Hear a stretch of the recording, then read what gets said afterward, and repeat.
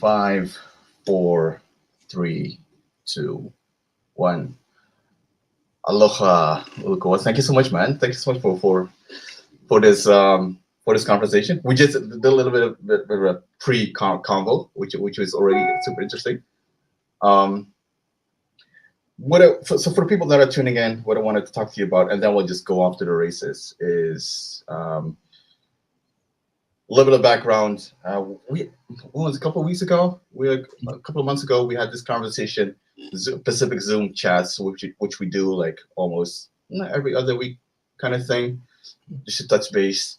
And it was and then you brought up like indigenous archaeology and anthropology, and I was super fascinating, just like how you explained it, and also moving from Hawaii to Guam, and being a kumu, and all these things. So I thought to myself, hey, you know what? I'll just instead of like asking all these like playing 20 questions on a Zoom, why just invite Ulukoa on a podcast. So appreciate you making time for this, because it's evening in Guam, right? Yeah. Right.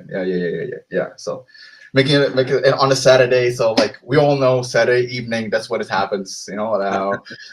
I don't know what is usually what is the usual thing that a Chamorro or a Hawaiian does in Guam on a Saturday night. Yeah. What do they usually do? Well, aloha, brother. First of all, yeah. Yeah. Aloha and half a day. Yeah. Good seeing you. Good talking story with you as always. So yeah, Saturday night.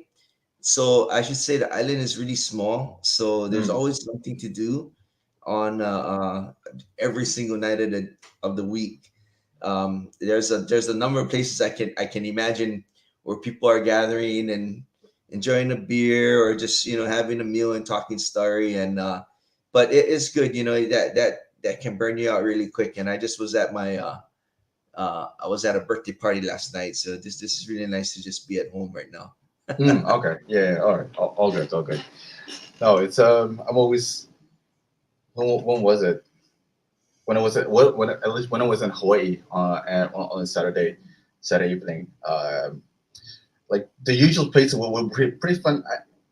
I like these intimate places, right? You know, you sit at a bar, and when it is in Hawaii, most of the times, at least what I experienced, was a karaoke bar. You know, um, just to name drop a few. Imua Lounge was a great Oh one. yeah, Yeah. love that place. Miss it. Oh yeah. For a very long time, I haven't been in Hawaii yet, but that was amazing. Uh, that was the other one. I got memories of that place. Oh Yeah. man, that was such a fun place. The karaoke thing. What was that? Is that your thing? Karaoke? That Yeah, karaoke. yeah. Yeah, over Yeah. there. Yeah. Yeah. What was your go-to song? Do you have like a Oh, my go-to karaoke song. yeah? Yeah, you know how it is. Oh, no, no, no. I'm not gonna. No, no, no. Go ahead. Go ahead. I'm just gonna listen. And next thing you know, you're there. Where's the book? Where's the book? Well, I like to sing "With or Without You" by you too. Oh, classic, And classic. also, I do some Matchbox 20. All right. Oh, so Yeah, you're those kind of songs. Hey, yeah. Oh, that's yeah. yeah. The only time that I actually go to, and like I try to avoid karaoke bars. When I go out into town or whatever, I try to avoid them. But I have friends, like they like to go do karaoke. So and again, for me as well, like I just, I'll just sit back and sit in the back and just mind my own business, and having good story, right? Um, 9 out of 10 times that works, but um, only one in New York, only one in New York, Mm. for me. Yeah, I cannot seem to avoid get, getting on stage, um, when I go to Keats, right? The the famous Keats bar where all indigenous peoples go at when they go to the Perm Forum. And I remember, it was it's kind of, it's a place to blow off steam. It's a place to blow off steam, but it's also a place to to have these informal conversations about stuff, about the next day or how you experienced the previous day. But that's also when you see, like, you have these indigenous delegates, you have the diplomats, negotiators, and all these things, and they all like it's almost like there's no inequality when it comes to the sign up list of the karaoke of the lineup for the karaoke. And then when you almost can't like set the clock when it's like around 10, when people have had their dinners and they start warming in, and that's when blind karaoke comes in, and that's what I usually want to like hide, because that's mostly I'm always on the receiving end of that. It's and like it's when it comes to karaoke, like I can't sing for shit. I can't sing at all. Only underneath when I'm in the shower, and then I'm very conservative when it comes to that. And my voice is not like, it's like low pitch, like bass songs, Boys to Men kind of songs that I can do. Temptations that I can do. Like, and so basically trying to hide behind the group in a way. if you gather your friends on stage and do that. But like when it's solo, that sucks. So once I was signed up by the chair of the Permanent Forum.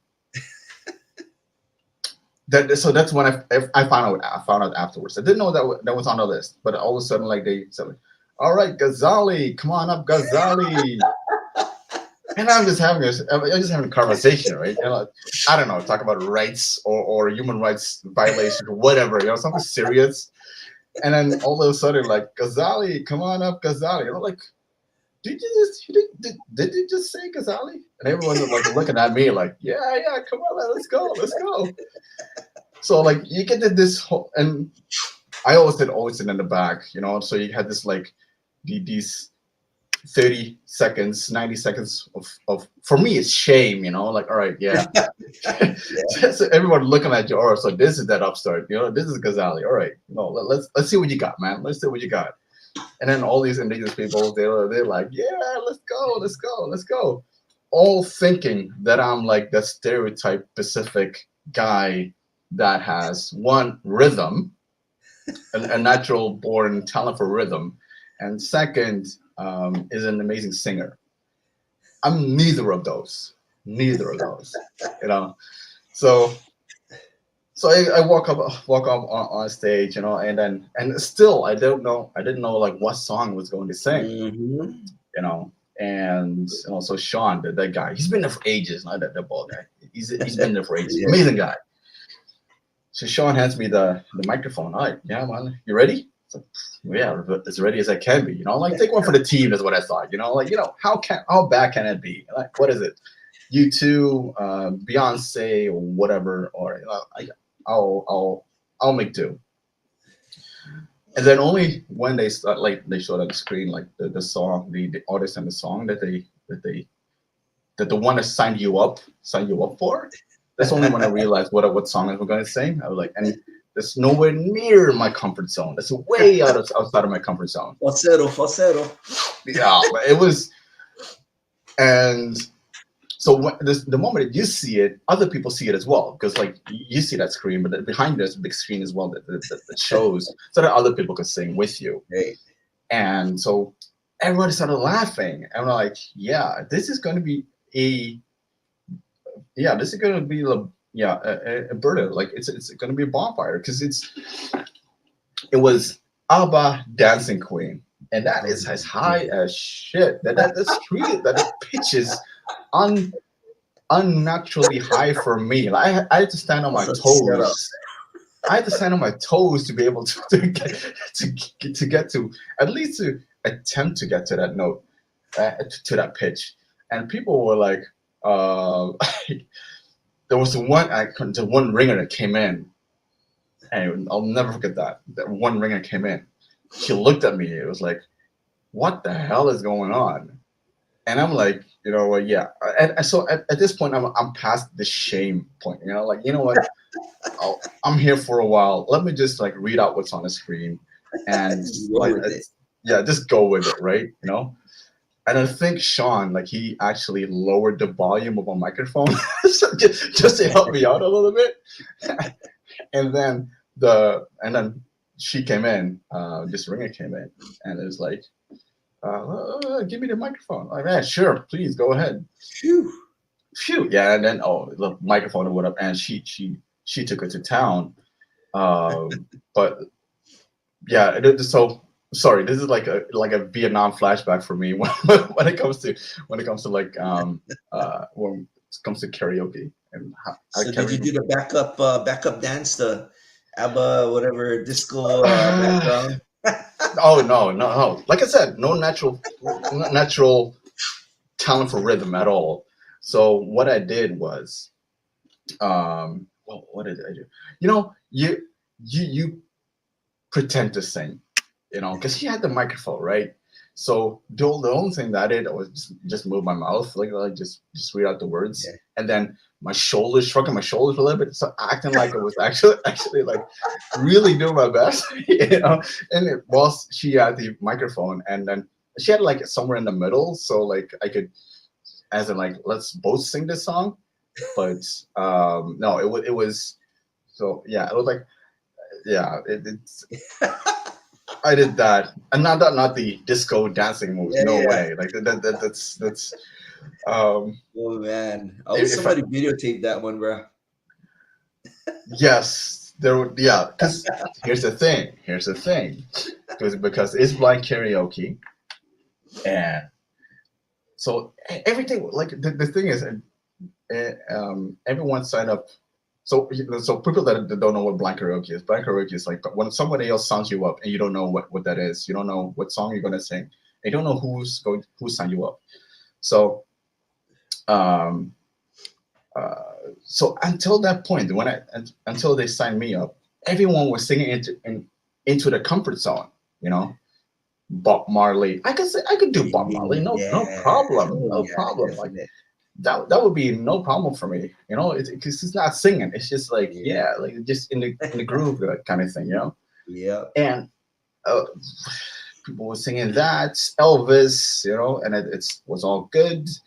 A little bit of a Empire State of Mind. Like Jay-Z and Alicia Keys kind of thing. Only when they signed me up, that was like when it went off the rails, and then it went into like a let's have some fun with blind karaoke. Like, all right, this until now it's been serious. Everyone is in the comfort zone. Let's get into the discomfort zone, and what? All right, because I can imagine like how people are thinking. Like, all right, who's the good sport? Who was a good sport, like to be like the first one to take one for the team, and so I can imagine the chair of the perm form, or the current chair. She wasn't chair back then. The current chair. We're looking around the room and it saw me like I don't know in some kind of engaged in some kind of conversation. Like, yeah, you know what? Let's put Ghazali on a pedestal and just knock this chair right out from underneath him. And I think I cannot confirm it, but I think there was a setup as because there were a lot of cameras, a lot of phones, flashlights going on. Like people from this whole thing turned into like one like white glaze of white light, and there were the people actually like they're filming it, and I got a lot of stick from it the next couple of days because it was only on a Tuesday of the perform, and I still had to go for like 2 weeks. So it was good sportsmanship, bro. Good sportsmanship. Oh man, yeah. So and I'm not that kind of guy that does the opposite. Or like, well, until that point at least. Until that point, I didn't sign people. do blind karaoke for other people and sign them up with ridiculous songs. But I'm like, all right, well, gloves are off, right? So Right. like now we're off to the races, and now, so but I only do that when there's a vibe, Yeah, when of there's a course. vibe, like if people Yeah. are not into it, like you don't do it. But if people are starting having fun, having a laugh, and then start cracking up, all right, yeah, this is the time to Yeah. break out blind karaoke. And Yeah. the first table out of the when you go into Keats, the first table obviously is reserved for the Hawaii caucus. Um, yeah, like they just yeah, they're in it. Right. They're really in it. It's so if they're in it, first table in, imagine where I sit, all the way in the back, all the way in the back, and just like, all right, you know what? I'll just have a little bit of chat, have a couple of drinks, and have a little bit of fun, and try to avoid so that people won't sign me up. Maybe that's the reason. Like, I sit on the back so people won't sign me up. Yeah, That's funny, bro. yeah. It's sorry, I can't remember. Like I can't remember why I brought it up at all, but oh yeah, yeah, Saturday evening, yeah. Um, what I did wanted to talk to you about is yeah, what was yeah your traits, your talent, your work, because when we when there's people talk about archaeology and anthropology, it's such a big, huge concept that it's hard to understand. Mhm. They have an idea of what it is, um, but that's but they're not going into like what indigenous archaeology is, or eh, how to do it like that is culturally sound. And that's what I pretty much wanted to pick your brain about is um, what is it actually, and basically what is wrong, Mhm. because we all feel that there's something wrong. Well, we all feel that that's something wrong, and I think what you said was such a powerful way of describing it. Is like when it comes to it's a tip of the iceberg, right? Of Yeah. It's the genesis of colonization. So yeah, so that's what like I don't know, like where, yeah, I don't know where you want to start with explaining that. I'll leave it up to you, but it's whatever you want to, however you want to take it or cook it. Yeah. Okay. I should say that in the back of my head, I can hear the intro to Dancing Queen, bro. But I'm gonna roll with it. That's I what I can did, actually man. hear it in my mind right now. But anyways, I think so. At the most basic level, I don't know if people realize that archaeology is a subfield of anthropology. Some people make it separate, but in the U.S., it's a subfield of anthropology, and you have cultural or social or social cultural anthropology. That's one of them, and then you have physical anthropology, and then you have linguistic anthropology, and then the fourth one is archaeology. And going to so you start with anthropology itself. What is it? It's basically the study of people, of cultures. What makes a culture? How did we develop culture? What makes us different? You know, that was the when we talk about the genesis of how anthropology started. It was it's super super colonial history of how it all began, of people in Europe, you know uh kind of like trying to explain who they were, trying to define culturally, right, who they were. And so using language, right, linguistic anthropology study, Mm, or looking at archaeology, looking at the material remains of either ancestors or people that no longer either ancestors of people today or people that are gone, lost civilized, civilizations which no longer exist already.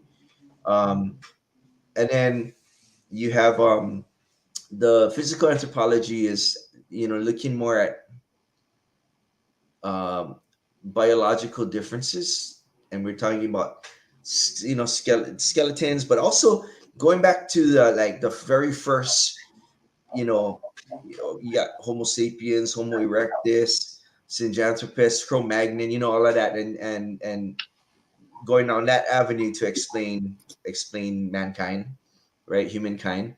And then of course the fourth one is that I didn't mention is the social culture, is looking at people's cultures, you know, politics, economics, kinship, gender, gender roles, looking at it from that regard to explain to explain humankind. So, but the thing is that the way that this was used, and the reason why it became so important was because in the uh, in the attempt to explain humankind and this Western body of knowledge, um, in that attempt, what happened was these Europeans were defining the other as inferior. So basically, anybody else who's not, yeah, we're all different, but anybody else who's not like me, and my culture, right? It's they're inferior, and so it it helped justify colonization, right? Because if you can say that, oh well, they're not, they're in, they're different, they're inferior, so we're gonna go there to um, to enlighten them, to enlighten those people, whether they're in the natives of America or Africa or Asia or the Pacific, right? And then also too is all the definite, basically ethnocentrism, right? Everything that the value that you put in it, and even the definitions, the way you're explaining everything is all from your point of view, which is super flawed. So damn flawed. And it so you have all of these early textbooks, that started this field of science, that became the became the law, like this is the truth. Westerners, as long as it's published, I'm gonna cite it, Yeah. not thinking about the accuracy of it, or if it's subjective or what, but that's where it all came from. And we need to understand that colonial genesis of anthropology, and by extension archaeology, because at the same time, when you go to the subfield of archaeology, we're in 2022, but within the last 100 years, and still today, right?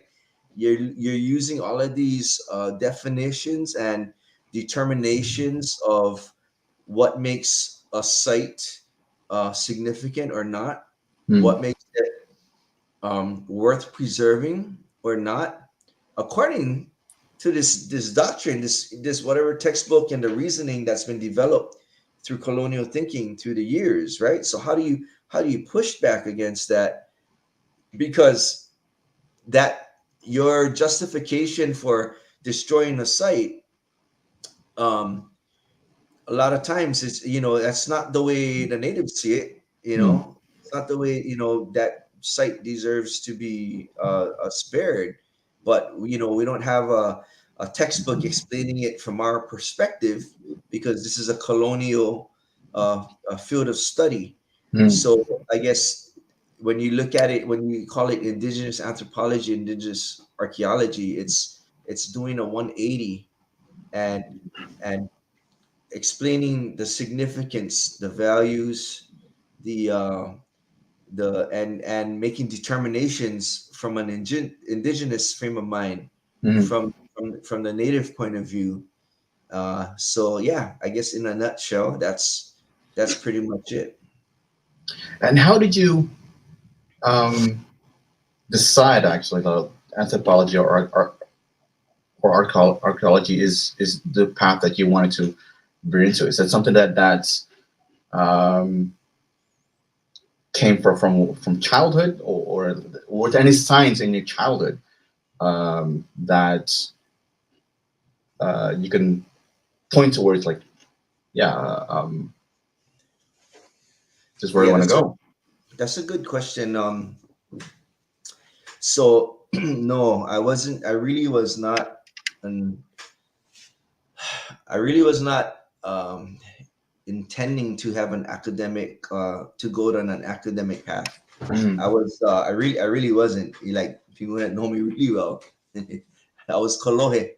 Kolohe means rascal, get in trouble. Like, I really was not planning to go an academic route, mm, and however, I was um, taken in, um, and passed on the hula traditions from a very young age, mm, from Uncle Al Makahino Barkarsi, right? And so I was already, I guess, looking at and considering preservation from a cultural point of view, mm, from a very young age, looking at oral traditions and the importance of our cultural sites, and traditions and ceremony and whatnot. And so that's the atmosphere that gave me an awareness of taking care of our heritage, that way. mm, So I was uh I was actually already a kumuhula when I decided to become an archaeologist. Um, or when I started going down that path, what happened was I actually was visiting. I was already a kumuhula. I had a halal and everything, and we were doing quite well. But mhm, I had visited Guam, and they had found ancestral burials on on the family land that belonged to our great great grandmother mhm, and her sister. And I remember that uh, there's a lot of media and cultural groups from the island, and developers and engineers. Like, just like everybody, mm, that stakeholders, right? And the only people that I knew of that were descendants of those ancestors were um, two of my grand aunts that I was with, right? mm, And I asked them, they're so humble, right? And so they weren't saying, we demand this or this should be, no, nobody even bothered to ask them. But I said, Auntie, what would you want for the the remains? How do you feel about it? And one of my aunties, she's still alive. Um, she said, you know, they should just leave them there. Just just let them. And mind you, this is a park. This is a park, and there's a lot of areas. But in her mind, she was like, maybe just leave them, put them like in the corner someplace, because that's their resting place, rather than take them out and put them in storage and whatnot, right? mm, But she didn't. She wasn't angry. She was really just soft spoken, and it dawned on me that you have like all these people, both native and non-native, giving their point of view, and not once did anybody ask a descendant, an elder who's a descendant, like, what's wrong here, right? mm, And So when everything was done and everybody was walking away, and I told my two grand aunts, I said, I'll catch up with you. And then I looked out, and I told the Manalto Motna, right? I said, I won't let you stay in boxes. You Mm. know, I'm gonna make sure, because that's what they said. Well, they might have to put them in boxes until they find out where they're gonna put them or not. So that was what I said. And at that moment, it's a woman who I really thought I was by myself, right? And talking, right? Talking out there. I really thought, and then this woman says, I like my son. That's why we need more native archaeologists. We don't need these Americanos telling us what to do with our bones. And that stayed with me. I was like, wow. She she didn't know who I was at the time, right? I didn't know who she was at the time. But when when I went back to Hawaii, then I went back to school, Mm. and I remember him asking, like, "Oh, you know how you go around the classroom? What are you gonna be?" He said, "I think I'm gonna be an archaeologist." Anyways, she was just honored. Auntie Hope Cristobal. She was just honored 2 weeks ago or last week to be for a Nobel Peace Prize Oh. nomination. Mm. So hopefully she gets it. You know, but anyways, that's what made me go down that path, purposely. And that episode of not consulting with the family and all that, all these, to me, like this kind that kind of bad situation. We are all um it's all we're all facing the consequences of colonialism, and I'm saying that because I'm not blaming the government at the time. I'm not like the Chamorro people, or I'm not blaming the one, whoever was in charge of that department, or what, because you gotta, if we had a couple hundred years of like terrible Mm.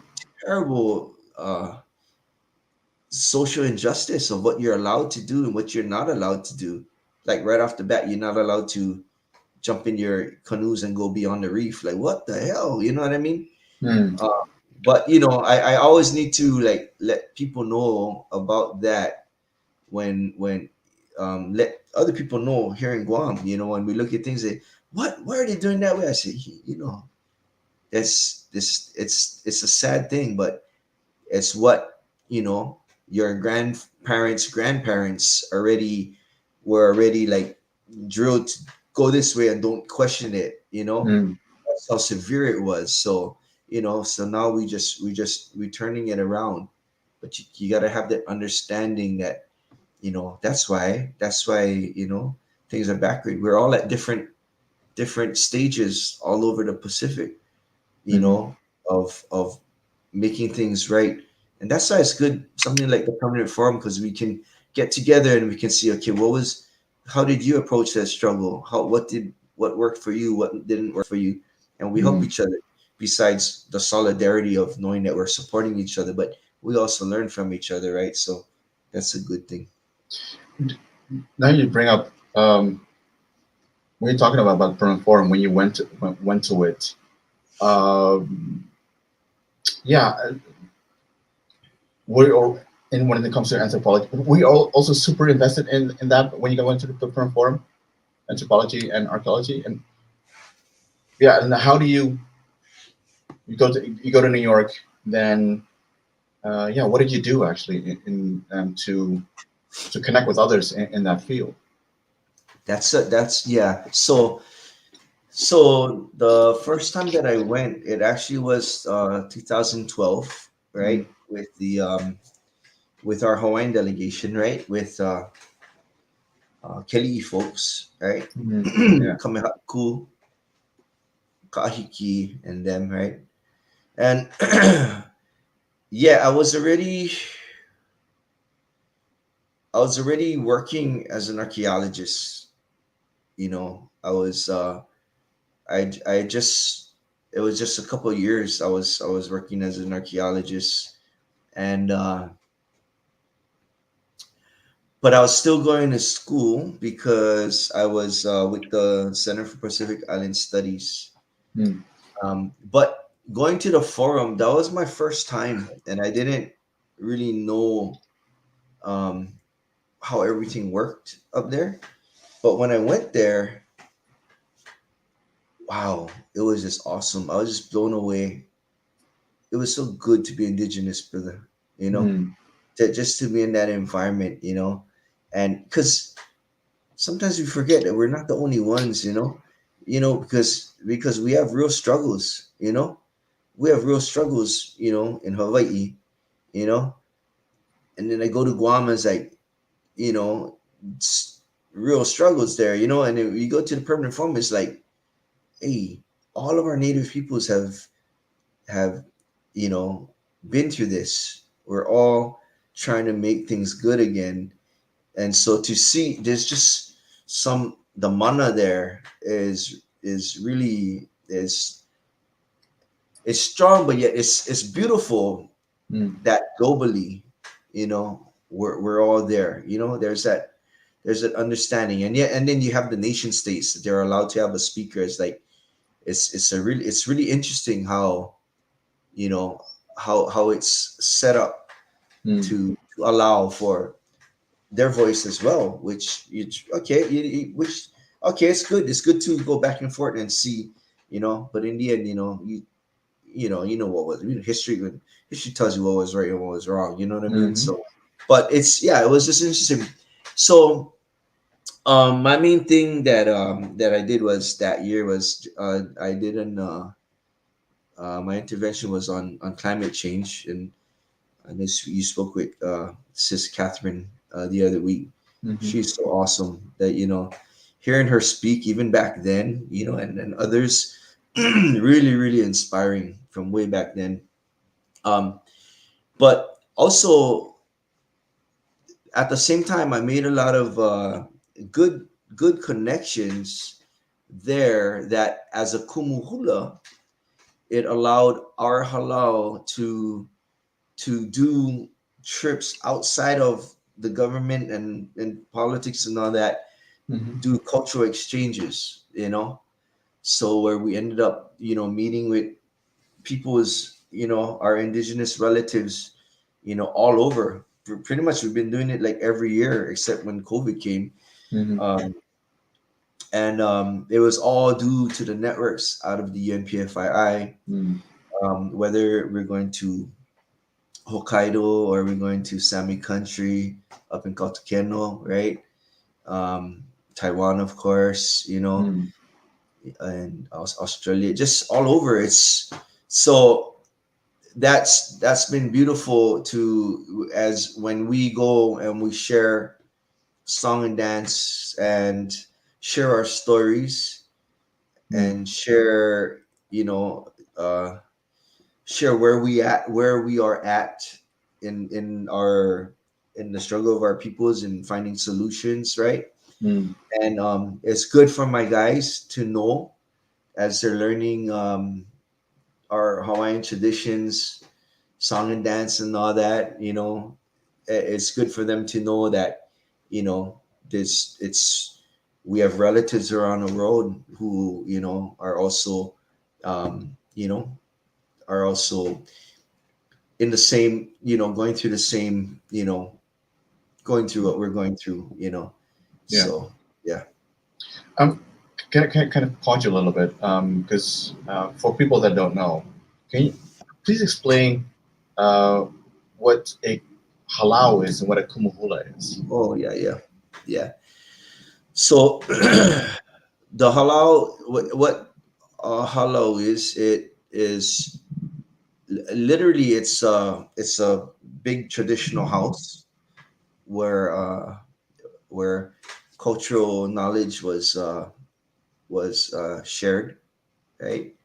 And so when you have these hula groups, right, traditional hula groups, we still use that term halau, Mm. even though it's no longer done in a traditional longhouse, even though you might be meeting once a week in a school cafeteria, it's still a halal. Or you might Mm. be meeting at the park, or you might be meeting at someone's garage once a week, or however many, or you might have a studio, but it's Mhm. still called a halal, which is that traditional longhouse where cultural knowledge was passed on. And in the kumu is the teacher, the one who leads the group, and is someone who's been selected by the elders to receive that knowledge and to be the link to pass it on to the next generation.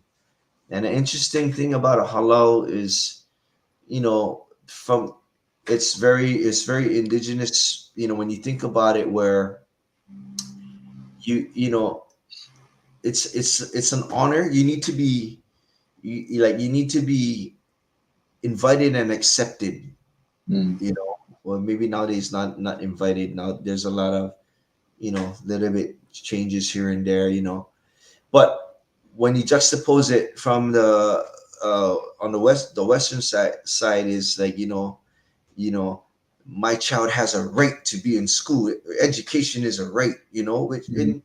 and there's truth to both of it, right? But it's just a different approach, saying that my child is 7 years old, has a right to be in that kindergarten class, or 8 years old, a right to high school, not high school, and this and that, but from the traditional point of view, right?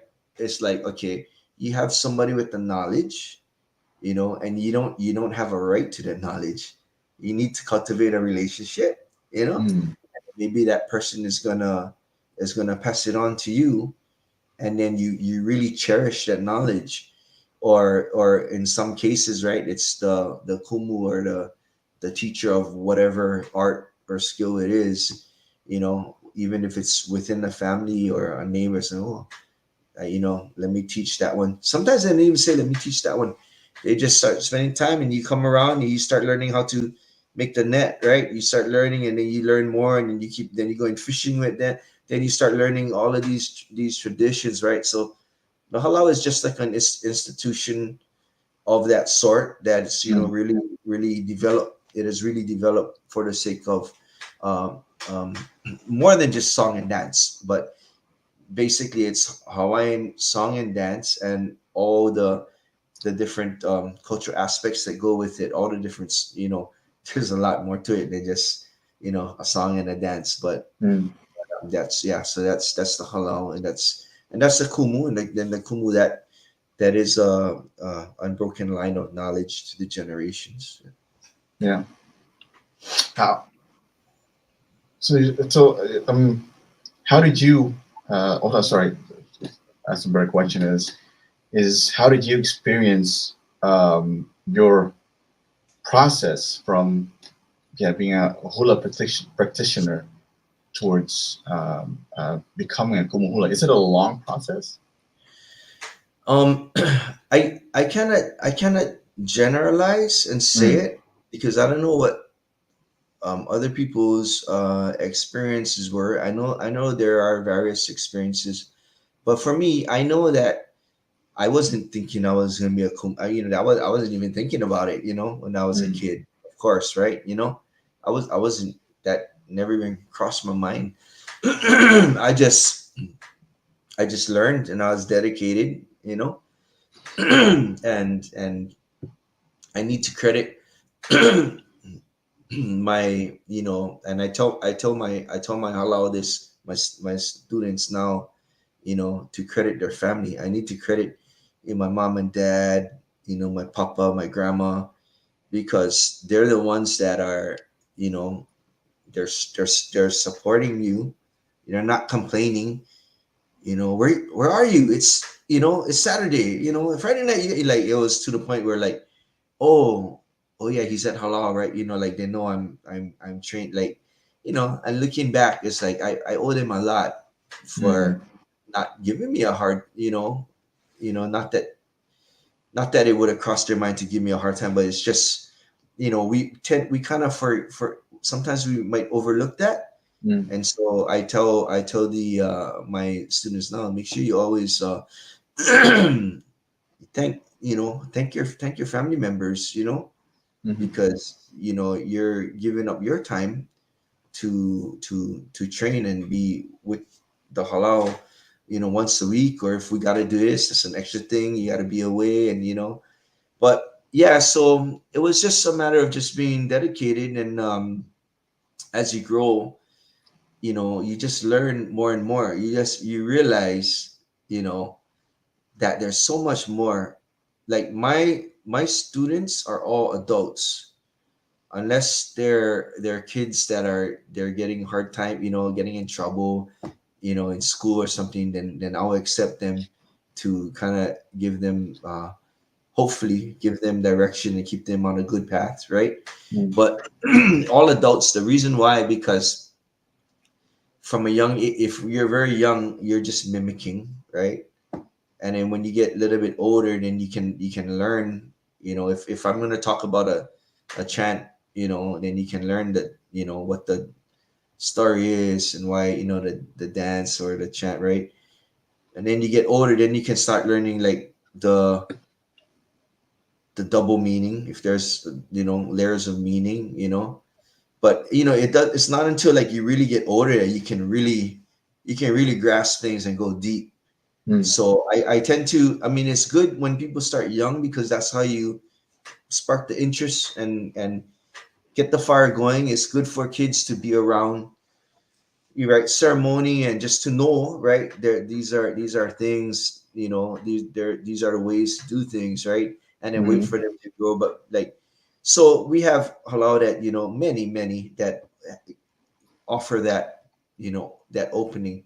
But for me, I just, I focus on adults, and we just go deep, you Mm. know everything with a purpose. And I really push them, and I push them to share when we do our culture exchanges overseas too.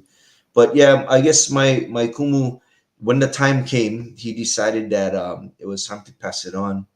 And he picked three of us at the time. Mm.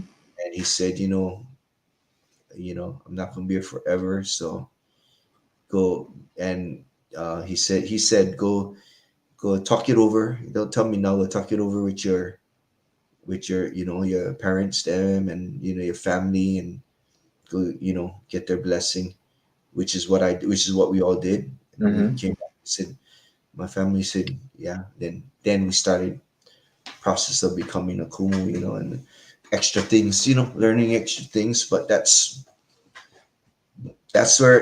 how it all unfolded. It wasn't Mm. like, like I did, so many years, or I did, in my mind, I was, it's strictly from the kumu to decide Mm. it's time, and it's you, or it's all of you, or whoever. Yeah. Yeah.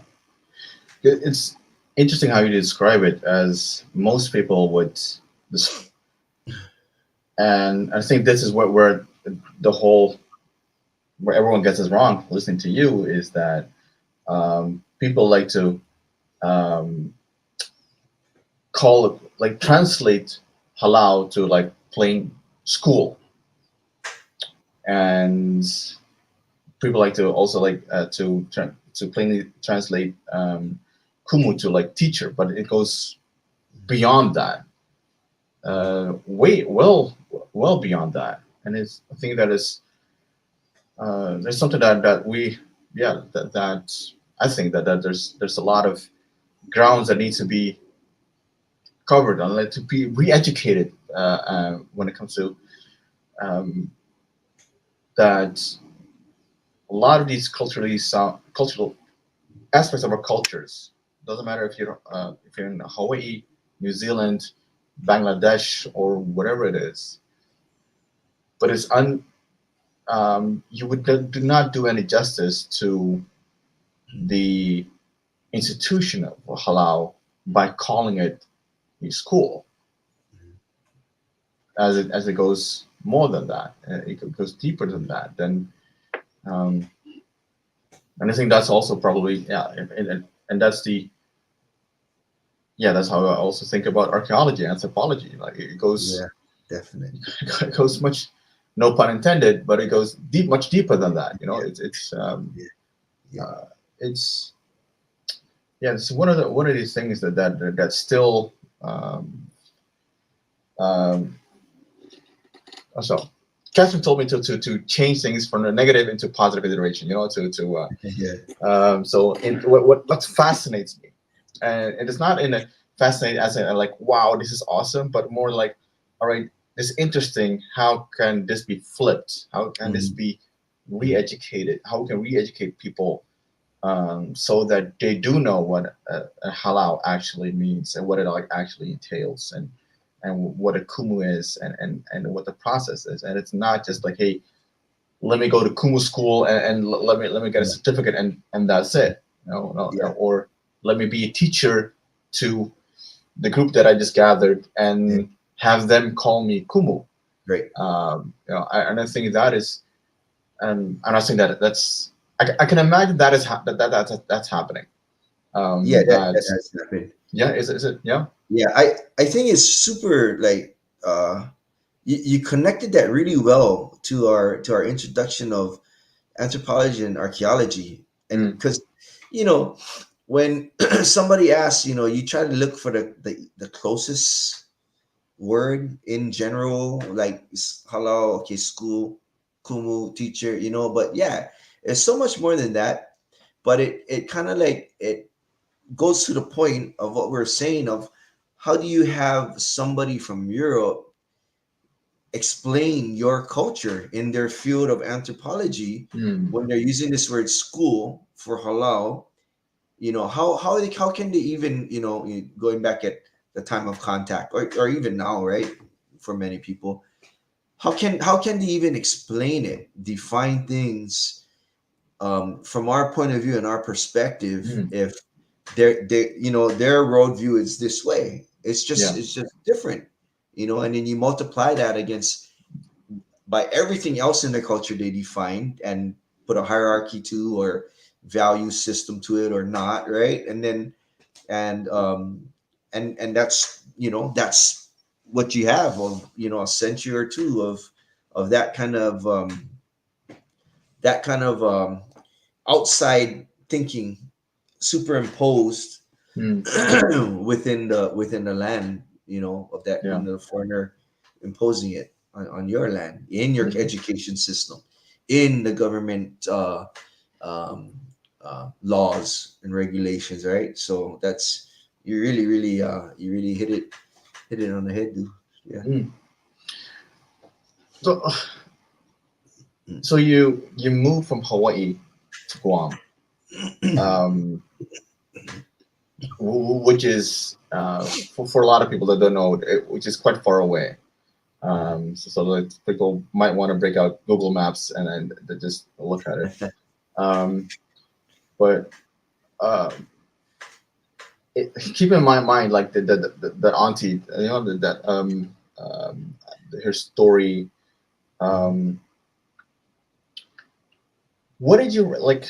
So you went to Guam. What do you run into when you go into like archaeology projects and you want to change it from the inside out? That's what I sense. Like when Yeah, the whole process yeah, of archaeology, anthropology.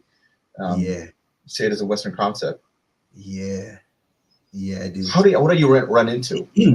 Yeah, well, oh man, bruh, so much to be Unpack it, fixed. bro. Unpack it. So much to be fixed. Well, so yeah, it's a super big ocean, and Mm, I don't. Some people out there, they don't even realize we have our ocean is a big ocean. You know, yeah. and when I was at the Center for Pacific Island Studies, we call it the Oceanic Continent. Mm, And just going off on a tangent there, thinking about how from a Western view, land is land and the water divides. You need to conquer the water, right? You make all of mm, these ships and this technology back then, right? To conquer the water, because the mm, water is a barrier, right? And for us, our ancestors were like sailing. It was just roads, right? And how the mm, how the water is a connector. But when you think about it, that and I like to say this every once in a while, but when you think about it, right? If the water is a connector, then for our worldview, our boundaries didn't necessarily stop at the island. But you know, if you were to turn the colonial anthropology thinking on its head of defining civilization, what makes a civilization, and you look at how if we looked at from our from perhaps a different oceanic point of view where we're all connected, Mm. crisscrossing, trading, whatever, and warring and whatever. But that the whole thing is like, dude, we had the biggest continent on this earth, dude. Imagine if imagine if we put up toe boots. Damn. But it's I mean, of course, that would take a lot of like everybody would have to kill it. How could we make this work? But Mm. neither here nor there. But just to think of it that way, that it's such a big ocean, and if we were to take it a step further and imagine it as part of our boundary, right? Because traditionally our lands include the submerged lands, right? It goes out to that reef or that reef out there, right? That's your boundary. So on a bigger scale, you could extend it and say, like all of these islands, together, you know, is one because the Mm. water is connect. Thinking of the water as not the boundary line, but the connector. So the boundary Yeah. line is much bigger, like outside. Anyways, yeah. So when I came to Guam, so the thing that really hit me hard, dude, was I'm over here working in Hawaii, and then I'm hearing about ancestral remains, being disturbed due to construction, projects or cultural sites. You hear the people here saying, we no save the, we don't want that destroyed, and then but having no say in it. So in Hawaii, I would like I'd be like messaging people here like, hey man, use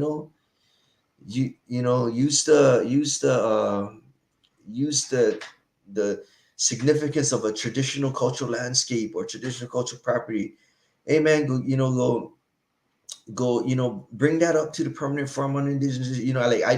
I try to like tell them to do things, and it's like um burial council, right? Like, you guys gotta get a burial council, but it's basically I mean, people here, like, they're listening. Everybody's doing their own thing. They're doing a lot of good work here. But I Mhm. guess for me, it was like, if I'm really gonna, um, make effective change, I had to move here. I had to, like, if it mattered to me, like I really wanted to make a difference, then I had to make the move and try my best on the Mhm. ground rather than you know making suggestions and recommendations from far away, right? Mm. So I did, right?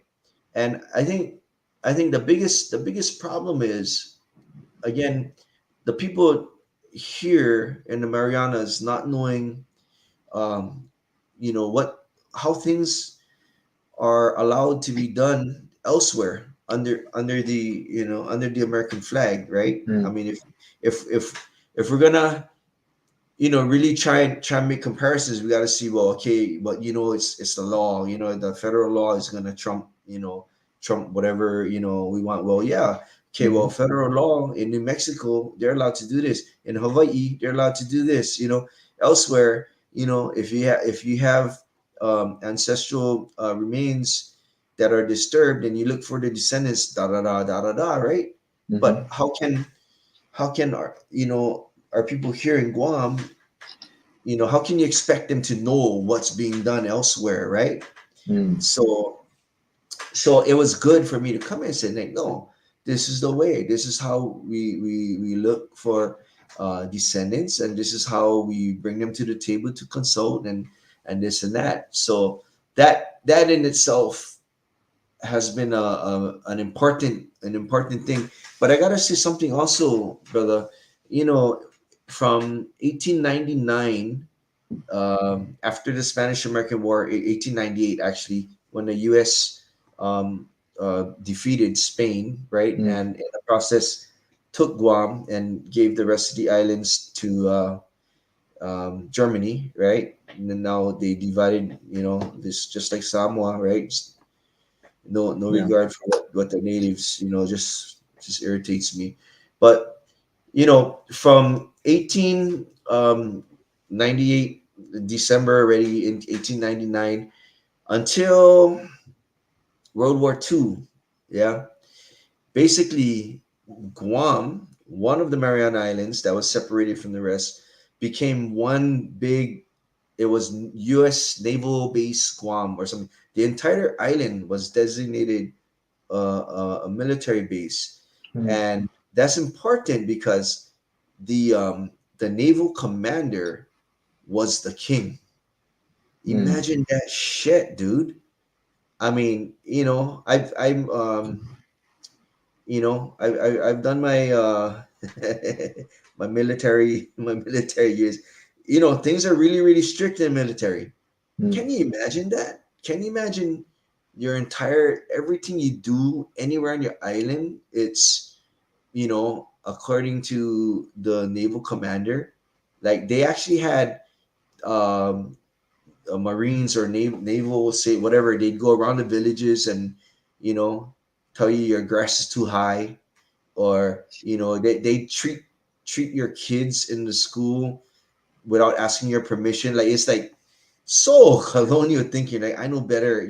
I know better. Mm. I'm helping you, right? And I'm helping you. It's just. But you can imagine that for 40 years, right? And then after World War II, it was until 1950 when Chamorros were allowed to uh, vote for their own governor. Then you Mm. had a local governor. But I mean, you get from there, and then you take it back from 1898 to the end of the Chamorro Spanish Wars in the 1690s, right? Say 1690s all the way to the 1890s, 200 years of the Spanish telling you one of the first things they did was, like I said, destroy all the navigation canoes, and then they relocated, they depopulated all the northern islands, literally took everybody off. The ones on the island of Luta next door, they allowed people to stay there, but everybody else had to move to Guam. We're talking 15 islands, right? I think it's 15, 16, 15. But on Guam, and then on Guam you had villages all along around the island. It was called the reduction. It was a policy. It was a literally a policy set down on paper, right? The reduction. So you had five. Eventually, it turned into six. You had six places where you were allowed to live. Mm. So on not just all the islands, but even on Guam itself, the largest island, everybody was removed, and you got to live here, here, here, here, here, right? That's we talking by 1700, right? By 1700, so you get that the end of the Spanish Chamorro Wars was in the 1690s, late 1690s, all the way to the 1890s, and then from there you got the naval governor sending his people out, telling you your grass is too low, you're not allowed to speak your language, da da da da da da, right? Mm. All the way to 1950, it's like you know, it's you cannot you can expect that people are gonna not gonna like when I say hey you're allowed to have consultation with if they're gonna destroy, they're supposed to listen to you, and it's like really, but no, but that's what they didn't say, it's like to hell with what they didn't say, or this like that's not right, but Mm. how can you really push back when our grandfathers and grandmothers already were already had that system dominating their mindset. Yeah. So I guess that is the biggest thing, right? And then the other thing is that not over here, being that you still have a lot of you know foreign people doing the archaeology, right? That's a big problem because they're not invested. They don't care. Mm. They're getting a lot of money, dude. They're getting a lot of money to do work out here. And they're getting paid. They're gonna write it up the way the developer wants to, wants it to look. The developer's gonna push back against it and say, wait, what are you saying? That how do you know that that's really, really an important site? Can you Mm. change the wording? You know what I mean? And these guys, they don't care. I mean, some do, but only to a certain. It's not to the point where we need them to care. Mm. So that's another thing when you ask about how was it when I got here. So we're pushing back against that. I'm starting a class called next week actually called community based cultural heritage management, Mm. which encourages the people at the various villages around the island to start their own village-based stewardship, you know. And again, for other places, in Hawaii and around the states, right? It's they've already been doing this, right? Mm. But for Guam, it's like, are we allowed to do that? Like, yeah, you're allowed to do that. I mean, it's not. I, I don't want to make it sound like they don't know, like in a bad way, like they don't, like they know a lot of things here, right? But when it comes time to pushing back, like unless the law says that you're allowed, so I'm kind of pushing back in that way, that if you cultivate this kind of stewardship with these sites around in your area, then when it comes time that they want to build this and build that, it helps the consultation process even more, Mm. to know that you have a village based organization that's been maintaining and keeping the place alive. And then in the process, I'm also explaining all the different archaeological reports so that they can push back when things are being written. How does one go about um, archaeology, or like, sorry, stewardship, yeah, stewardship of agricultural sites, without actually knowing? Let's say like me, I'm a layman when it comes to that, and I have a sacred site or a cultural site, but I'm not an archaeologist. So what is the first thing that you would tell me in terms of like understanding the process?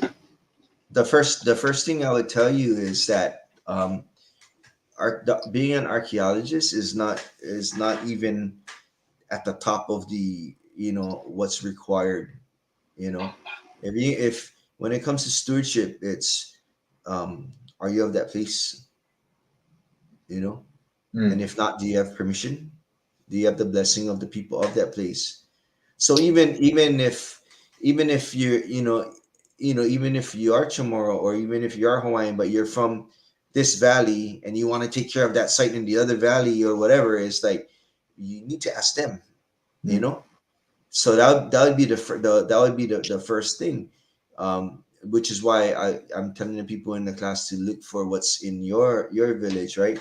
But so the first thing would be to seek the people from that specific area, and see what they want to do, Mm. and you might have the same type of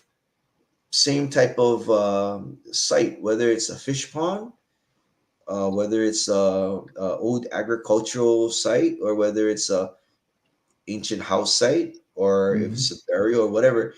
But you might have different ways of stewardship, because the people in this village or in this valley Mm. want to approach it this way, whereas the people on this in this side want to approach it this way. And what I mean is that this side they might want to bring in the elementary school students, um, you know, Mm. every 6 months, and give them a teach them out there, right? Whereas the other side might say, no, no, no, only high school students, or I'm just throwing things out, right? This side they might want to do um, take out the invasives and plant native plants, right? Mm. Whereas the other side might want to do something, more sustainable food kind of planting around. I don't know, but they just might have different ways that they want to do it. Who's allowed to be caretakers, and who's allowed to do what during the Yeah. caretaking, right? So that's, to me, that's the most important thing. It's it shouldn't be driven by an archaeologist. It should be Mm. driven by a community. When it comes to stewarding a site, taking care of your cultural sites, it's 1,000% what does the community want? Mm. For a lot of us, you know, when you're rooted there, basically we're talking about the descendants, right? But from an island point of view too, right? It's like you might no longer be living there, but we'll acknowledge if that you do descend from the family and you live on another island now or something. That's the way, Hmm. right? You Yeah. recognize, you recognize. um but and then when it comes to, like, okay, well, by law we need to get an archaeological survey, we need to get it documented. No, that's when you bring in an archaeologist. Say, hey, I need to can you do this work, figure out how they're going to get paid. But I remember I was at the Society for Hawaiian Archaeology annual conference one year. Bruh, this was awesome because Mm. all of these archaeologists, they're just telling you about their research, what they did, their findings. And the next person, good work, good people, bro, good people, right? All this work, years of work, lifetime work, whatever, this sharing on this and that, the newest technologies. And then was uh Kumukeo. He went on and he was talking about one of the sites on Kauai. And he said, I never forget, he said, what? We don't need you. You need us. He said, yeah. The whole room was silent. You archaeologists, yeah? We don't need you. You need us. So this is what we're doing. Da da da da da da. He went to the whole PowerPoint and he said, okay, this is where you come in. Da da da. And I talked to him on the break time. I said, brah, that was solid, brah. We don't need you. You need us. But that's, to get to that kind of thinking, you know, it's really pushing back. It's pushing back from the heaviness of the colonial genesis of it all, right?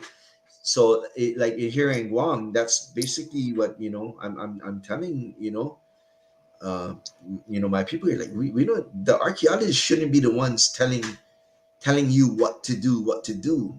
No, in fact, in their reports should reflect what you want. Mm. Not, how are they gonna know they're from Boston and they move out here, and for two months they're just doing work, and they're going to tell you what is the best thing. How the hell they gonna even know what's the significance or important? They don't. So, but again, right, getting to the point of pushing back, telling the people, you can't push back. Tell them that's Mm. bullshit. Accept Yeah. that report. You know. It's crazy if you think about it. Is how you explain it is that it's super backwards. It's a when it comes to a sacred site or a cultural site, is that a quote unquote white person is going to decide like what has existed or has not existed. What does exist or what does not exist. And by extension, it is, if you peel that onion, peel it layer by layer, it goes down to, yeah, like you said, it's this colonized interpretation of what is important to the world and what is not important to the world, and all described by a non-indigenous person that just flew business class. I don't know what it is, what he or she flies to Guam from, I don't know, Boston, and just like go somewhere and just points Mhm. and like, and what is important and what is not important, without even consulting the community that has lived there for ages, since time immemorial. It is super backwards. If I want people to really think about this, about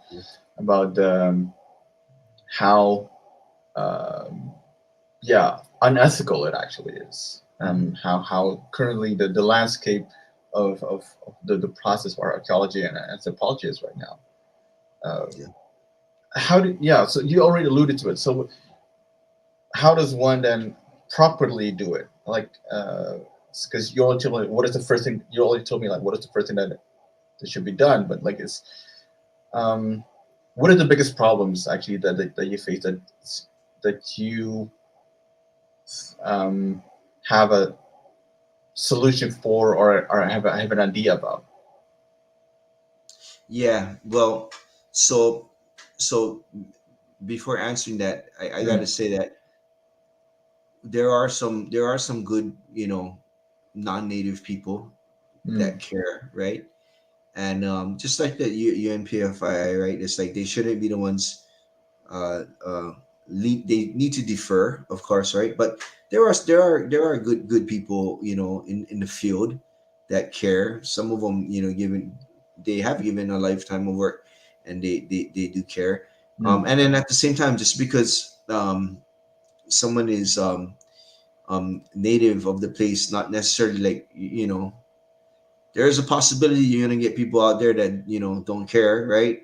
mm, And so for whatever reason, right, they're like, well, I don't know, maybe getting paid, you know to look the other way. I don't know, but mm, so it's possible. But yeah, bottom line is you got to go with what the community wants. But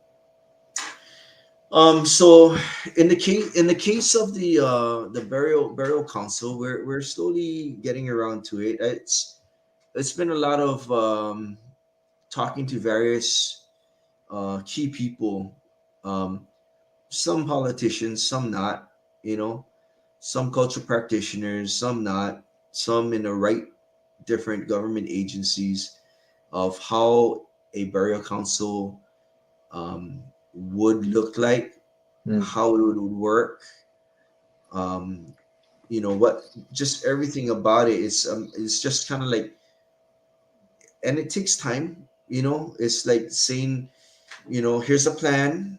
You don't have to follow it to a T, but this is how it should be and why it would be better. mm, And then going to someone else is, and next thing you know, bouncing it around, and then people are signed, just saying that, this might work. mm, And it's the same thing with not having consultation, not being able to show that you have a relationship with that site, but rather than just telling people you need to, assert, your rights and whatnot. Is okay. Let's do a class where we can kind of actually walk you through mhm, starting this kind of program, this preservation plan, this culture resource management plan. It's a lot of, telling, sharing with so many different people, and getting everybody on the right, the same, right, and same sheet of music. mm, um but also, like, on the federal level, right, like the NAGPRA, Native American Graves Repatriation Act, and those laws, they specify Native American, Native Alaskan, and Native Hawaiian. They don't specify the Chamorro. oh, So it will specify that you need to, if you're doing an undertaking with federal monies, you need to consult with the Native Hawaiian, Native American, Native Alaskan population. But it doesn't, because it doesn't say Chamorro. That's like a loophole, mm, right? And for the longest time, people in Guam, of course, been been demanding that kind of respect, right? It's otherwise just say "tai respect to," right? No respect. They do this, do that, and I'm like, well, they freaking do consult other places, right? So Mm, what we did was we sent a letter to Secretary of the Interior, Deb Haaland, mm, and we asked them to consider adding Chamorros into the verbiage. But we made sure um, to emphasize that being being recognized under these laws does not give up the Chamorro right to self determination. mm, And that was a concern for a lot of people here. Like, oh, if we say that, then that means we're okay. yeah. Like, no, I mean, we need to explicitly say that we're not okay with the status quo. But Mm, in the meantime, we're not gonna wait. Like, you need to be consulting with us on, ancestral burials and cultural sites, no matter what our mm, status is, right? So, at least we have it in writing where we're saying, hey, can you include Chamorros in the verbiage? Because then we can show that if the military is building or a hotel is building, and we say, hey, this is the law, and it says you need to, right? Why? I mean, such a Western concept. Like, you gotta show that it's written. Like, freaking common sense, right? The freaking laws of being a freaking human being, But mm, to go that route, it's in the law. It's been added on as of 2022 or whatever. Not that they'll follow it. They can always find ways to go against that too. But so those are the things, to try and make things right. Also trying to do cultural things across the Marianas to bring about cultural unity. And again, it's like we need more of this. That even though there's two political flags, just to remind everyone that two flags is politics aside, mhm. culturally, it's still the Chamorros are the indigenous of the land, right? Yeah. So you're working on a burial council right now. Right now, that's what I understood, right? It's Yeah. what is that? So are you planning on staying in Guam for for for the time being for to complete all your work? Are you considering Well, moving to Hawaii back or? because my boss is supposed to be visiting his sister in Ohio right now. No, bro. No. Okay, yeah, yeah. September. I plan to move back. I moved out here last September, Mm, and I wanted to, try and, especially to protect the ancestral burials.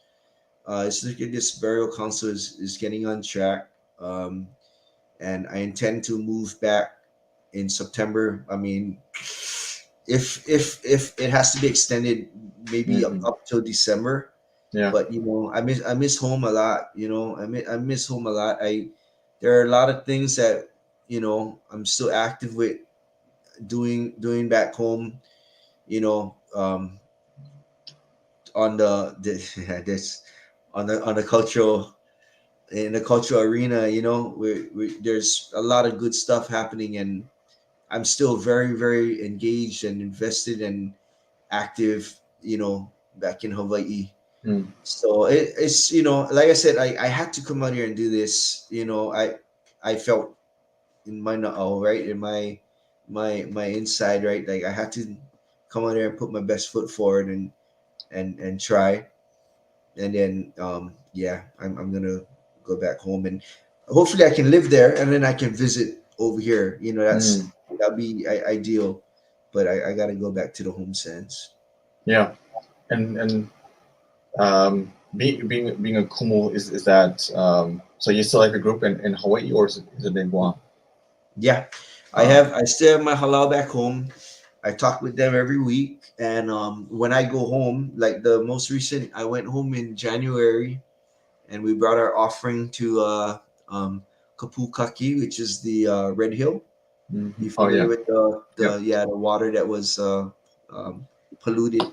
So we did that over there, and we're taking care of an endangered plant sanctuary with and as well as a traditional fishing koa, a shrine over on our side. Like we're the caretakers there, and then there's some other things that we're doing, with marine management, along with my older brother and some of the descendants, Mhm. other descendants of the area.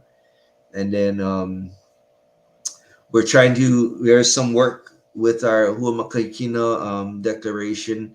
That's the broader Kumuhula coalition, Hmm. and getting we're doing some stuff, with that too, in our backyard. So yeah, so I'm yeah, even though I'm here, people ask me too down here, like, hey, are you gonna teach hula?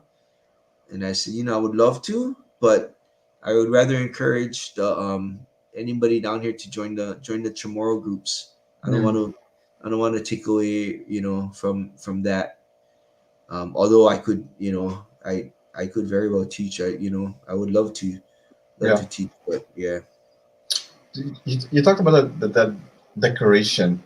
Um, yeah. What triggered? Because usually there's a trigger, right? Why people brought the decoration? What triggered exactly the the group to Mhm. draft one?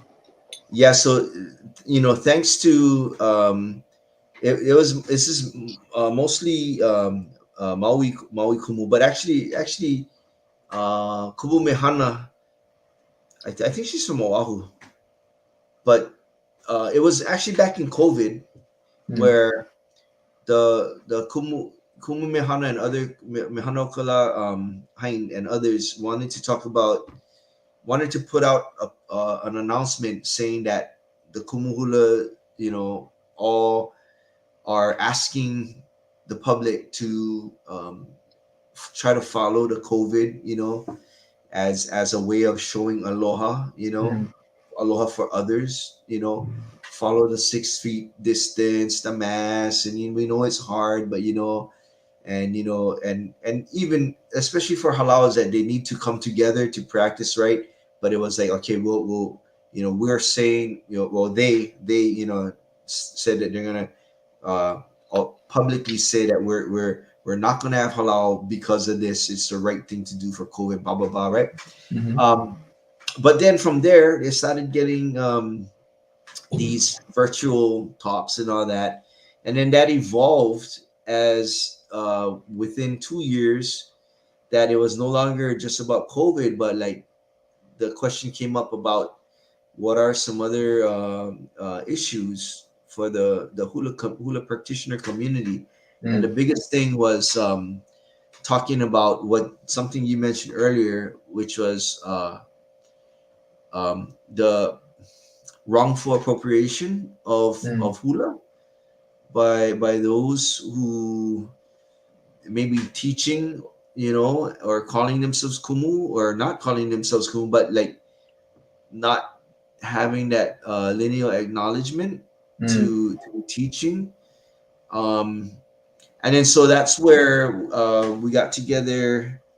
I believe it was 2021, 2020. No, it's 2020, I think. What the hell? It's 2020. Was it 2021? Yeah.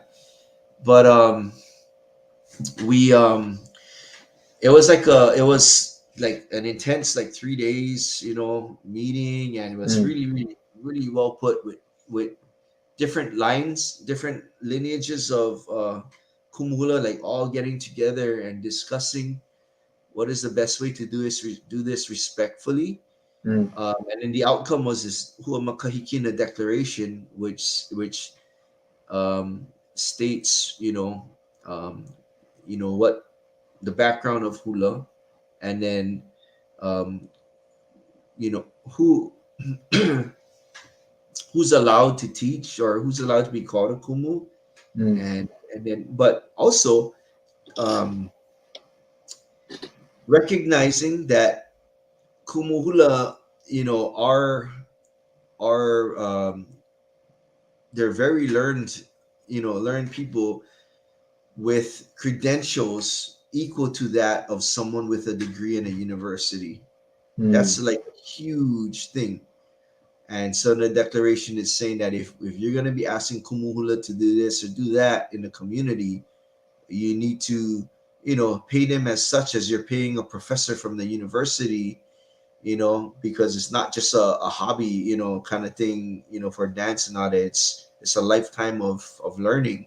Mm. And then the other, I mean, there's many things, but the other really important thing that ties it back into what we're doing back home is that they're asking the government to um, create space, permanent space for a halau, a permanent halau. Mm. Whether it's a long house or not, but just a permanent space, so that rather than Kumuhula needing to move from the park to the garage to the school cafeteria or whatnot, like there's a space that's set aside dedicated for hula practitioners in the community. So Maui has that going. The Big Island is on their way doing that, and then we're strategizing how to present that to create space um, on West Oahu on our Mm. island. And I should say that I'm not the spokesman for the Huamakahikina declaration, and but yeah, we just had a meeting recently about that. They're doing good work. Anti Hokulani Hope Padilla and my brother Puel Pata Kumu Puel Pata and Sis Kumu Tatiana Fox. Yeah, there's good work they're doing, but yeah, that's basically what it's about. And people Mm. can go online and see the declaration of the Kumuhula Coalition. This yeah, really nice. Yeah, I'll definitely put the document into the show notes so that people can Mhm. yeah, read about it. It's Mhm. yeah, usually when a declaration that is generated by the indigenous peoples, yeah, I think I'm always interested in those. So Yeah. there's particularly the trigger, like what triggered it, and the cultural appropriation of hula is yeah is the trigger that you described just now, and then all these kumus coming together. Mhm. That is, it's always and I've seen this all across the world, is that there's always this one event or one something that happens, that triggers people to, like, all right, Mhm. we're not that, we don't want that, and it, Yeah. it just combines people. Yeah. And so it actually, no, in many cases it strengthens, adversity strengthens us, right? Yeah. That's, and I think this is a classic example for listening to you, of the, yeah, the kumu, yeah, the kumus, and for sake of hula, for Hmm. sake of the, Hmm. the culture Yeah. of Hawaii, Hmm. yeah, preservation, to making sure that it stays in line, this culture sound with the genealogy and with the Hmm. with their ancestors, that it's, that you draft this declaration. And so that's when you mentioned declaration, that triggers me. All right, let's let's want a little bit more. And then, yeah, Mehana, I've known her from worked with her for a couple of years, actually. In Oh, nah. when, yeah, Yeah. yeah, it's She's when we worked awesome. on the, She's funny. she, is she still with Oha, or did she leave Oha I think I after think she Hawaiian still Fairs, is. for You know, people that I know? think she still is. I'm not too sure. Yeah. Yeah, I'll ask her. It's like, hey, I spoke to Ulukoa, and Yeah. we Yeah. talked story a little bit about you, and Yeah. all. Yeah, she's amazing. She actually, when I was in Hawaii, she took me to she showed me around at the OHA office, and we She talked about took you this. to Imuatu. No, it's Kelly. Kelly took me to Oh, Kelly Imua. did. Yeah, Yeah. yeah. Yeah. It was Kelly and Kelly. yeah, and Adrian Kamali. Oh, Uh, okay. yeah, they took me to Imua. which is amazing, amazing. The poo poo over there is like, oh man, oh my, Yeah. don't get me started. Yeah. There was amazing, and yeah, the music obviously great, atmosphere was Yeah. great, and yeah, I also have to give like if you talk about Himua, then I have to give a shout out to Kanakapila Grill. Man, that was like on Tuesday, Yeah. like it was. I was hoping, and that's why it is. I think it's important to talk to like the people that are entrenched in the culture, to not see plastic Hawaii. People the tourists go to Hawaii, and they want to see plastic. They want to see they want to be received with a lei and be invited to a luau and all these things. But I wanted to see real. I wanted to see real Hawaii. Like this is first time in Hawaii. I just wanted to see real. And then Yeah. going to those places, meeting the amazing folks. I met uh, Weldon Kikoa. Weldon, Mm. yeah. Yeah. Yeah. Yeah. Uh, Yeah. Yeah. Was he uh, singing? yeah, he was singing. He was singing at um, Kanikapila? at the Kanakapila. Yeah, it's Okay. yeah, it's like one of his songs is still my is my number one favorite Hawaiian song actually. Uh, it's every time. Yeah, and it's not Queen's Jubilee. Yeah. He told me like it's everywhere I go, everyone wants me to play Queen's Jubilee. It's I also know other songs. He goes to he goes to the Philippines, all these places, but Everybody wants that song. You know what I do yeah. miss? I do miss hearing the live Hawaiian music and just seeing people go up and dance hula, Mm. impromptu. I miss seeing that, I do miss that. I is that level of authenticity of Yeah. of of oneness that that so I'm trying to describe to people that are watching or listening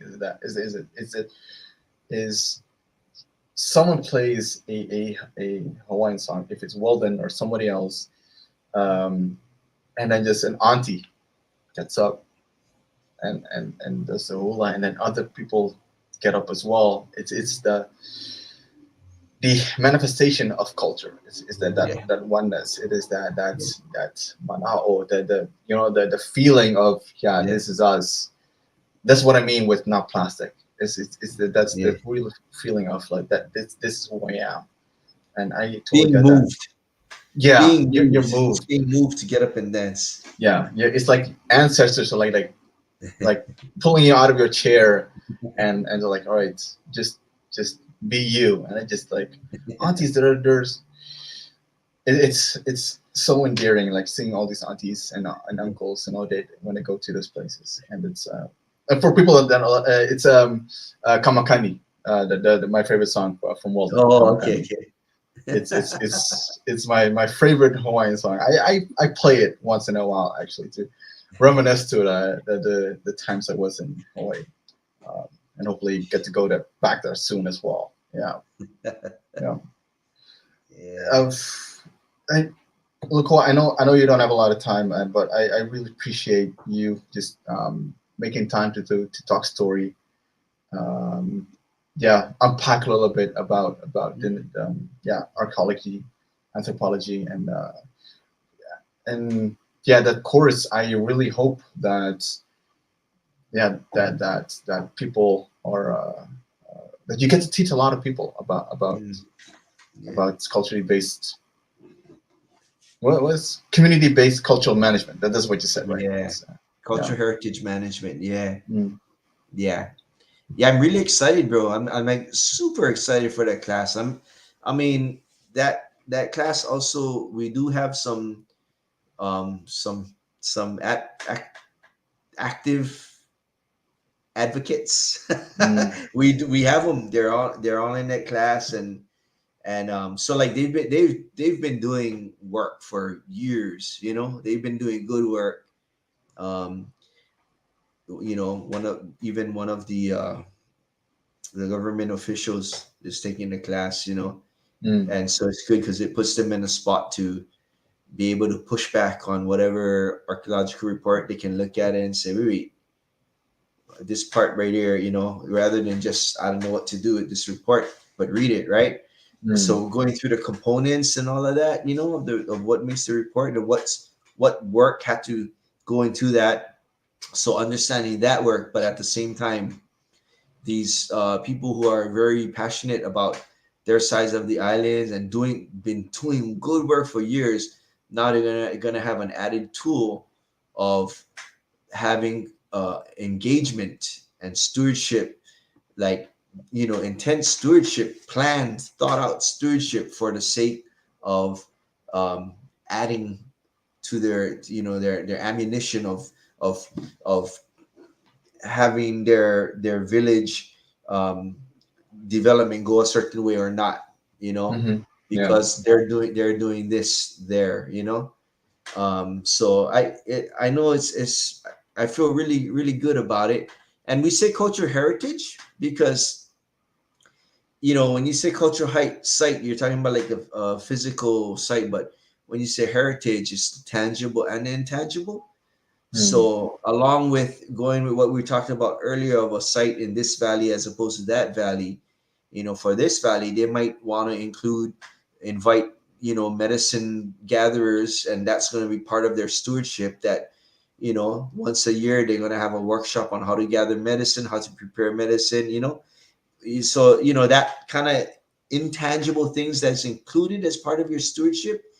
And another side might have, again, maybe they're going to teach their Chamorro dances there, or not, right? There's all kinds of intangible things, those are just two examples that they can envision as part of taking care of their cultural sites, and then it becomes a cultural heritage, right? So right, and this starts next week. What this way you said, right? Next week, Monday, yeah. Next Monday. This Monday, yeah, the day my son arrives. Oh, Yeah. awesome, man! Yeah. And this goes on for how long? It's gonna be 4 weeks. Yeah, 4 weeks, and then we have then I have a separate track going with a good brother of mine, Jeremy Cepeda. He's been really, really trying to bring back the ancient language, the pre-Spanish words, and composing in the old style, but without using any borrowed words, which is a lot of work, And then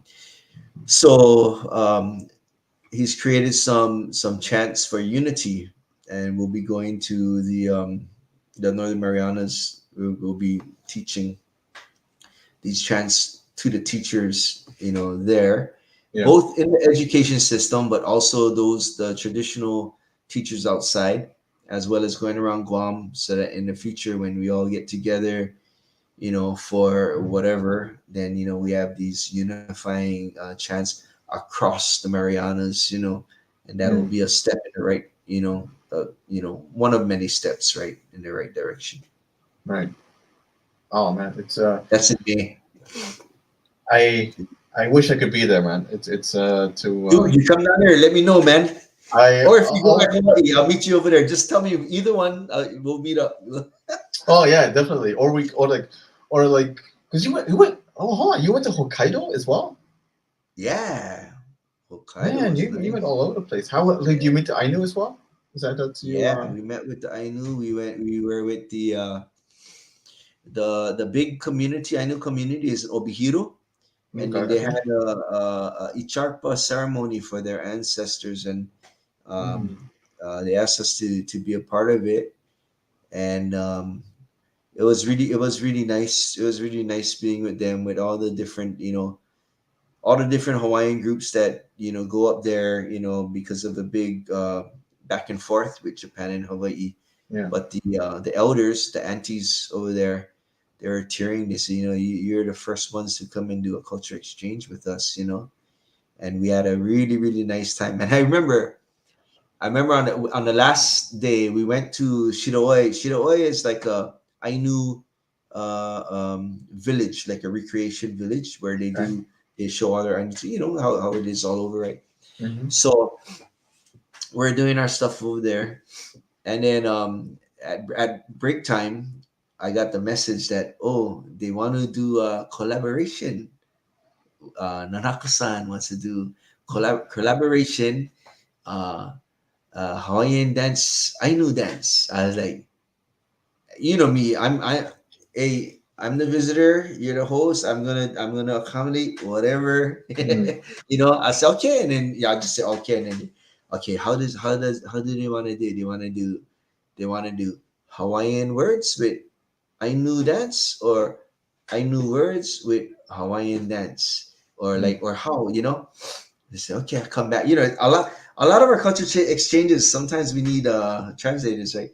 So then they go back, and then he said, the auntie said, um, I knew words, Hawaiian dance. So I was like, this is All gonna right. be interesting. So I did a really, really, really basic foot movement, hula foot movement that we just repeated, right? Mm. And then I asked them about, what was the meaning, and so we're doing it, and everybody was doing it, the Ainu and our halal, right? And we're doing it, and it was so fun. It came out really nice. It was just a nice way to end everything, Mm. and yeah, I got the video of it somewhere because it ended up on the NHK, their nighttime news. It Mm. was really, really, really nice the way we did. But that's how, one good thing about indigenous culture exchanges, right? It's very unscripted. When Mm. you just move with the heart, brother, Yeah. and the way it unfolds is the way the ancestors wanted it to unfold, and it ends up all good. Yeah. Ah. Yeah. Definitely would love to talk to Ainu on the podcast as well. Someone from Ainu. And oh yeah, that experience. Like if you find it, if please send it to me. Okay, That yeah, a yeah, video yeah. of I'll that. go look for it. I got it. I got it somewhere. I know I got it. Yeah. I'll Yeah, go look for it. it's gonna be that's awesome. Look what it's late for you, and I don't want to keep you up too long or keep you away from doing other things. But appreciate you for your time, man. And we'll catch up on the. We'll soon have another Pacific chat talk. So Mhm. talk also important stuff. So we'll definitely catch up. Yeah, soon. I believe. Yeah. Yeah, brother, the pleasure is mine. I mean, you know, you've been doing so much good work for our people for a long time, and you've been a pillar. You've been steadfast, and so when you asked me, I was like, yeah, of course, brother. Um, so thank you for the work that you do, and you know, talking to people like you, just Catherine the other week too. Just it's really, really, it's like a breath of reinvigorates. Yeah, like, Mm. yeah, that's right. Yeah, it gives you that extra win. Um, just because it's just energizing. So I appreciate the work that you do, and yeah, I like talking story, bro. Thank you for talking story. Yeah, we'll get together again sometime soon, whether Guam, Hawaii, or New York or Geneva, bro. Just we'll keep in touch and we'll figure it out. Definitely. And we'll do a karaoke bar somewhere in Geneva or whatever, in New York or I'm Hawaii. gonna No, start no thinking of worries. my song, what to put for you. I'll do the same. Definitely do the same, man. All right, man. Mahalo for your time. No alcohol. Ulukoa. Yeah. And Okay. Aloha. all right, man. Oh, Aloha aloha. pono. Okay. Will.